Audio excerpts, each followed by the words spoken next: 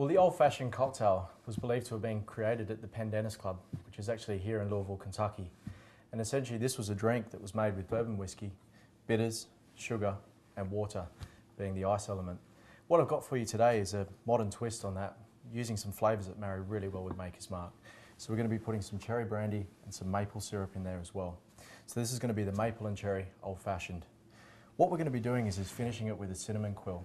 And when we're working with spices, they really get a lot more of their flavour coming through, and they're really fragrant and aromatic essentially by heating them up. So what I've got here is a little bit of hot water, which I'm actually going to pop a couple of cinnamon quills into. And what we're going to do is just let those rest while we make the drink, and they'll be ready to go when we're finished to serve the drink. So what we're going to begin with is 3 parts of Maker's Mark.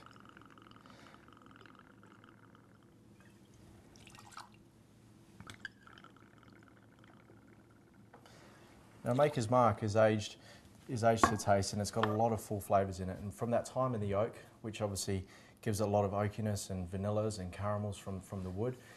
Now these flavours will marry really well. So we've got some cherry brandy that I'm going to put in there as well. So this is a nice deep rich flavour. It's going to add a little bit of sweetness too. So we've just got a half part of the cherry brandy, which will marry really well with the Maker's Mark. What I'm also going to do is just add in a small tiny dash of the Angostura Bitters.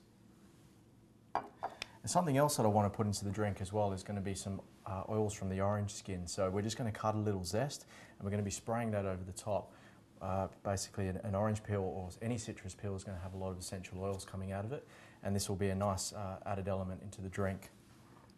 Now we're not going to be keeping this orange zest in the drink, so you're fine to just give that a nice little cut from the outside. And we're just going to spray that over the top of the drink.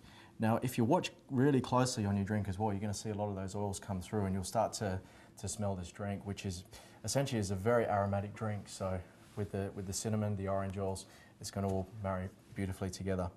At this stage, we want to just add in a few ice cubes.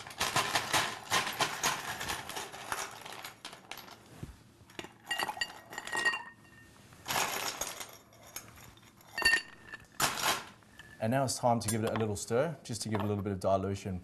And this is a good time to be adding in our maple syrup as well. So this maple syrup obviously is a nice, thick, rich style of sugar that's going to give the Maker's drink a lot of depth and character to it as well. So just 2 small spoons of the maple syrup, and just give that a nice little stir.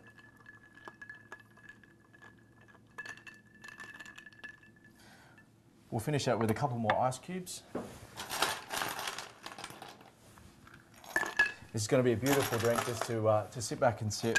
Now, if you wanted to prepare this a little bit earlier as well, you could add all of the ingredients without the ice.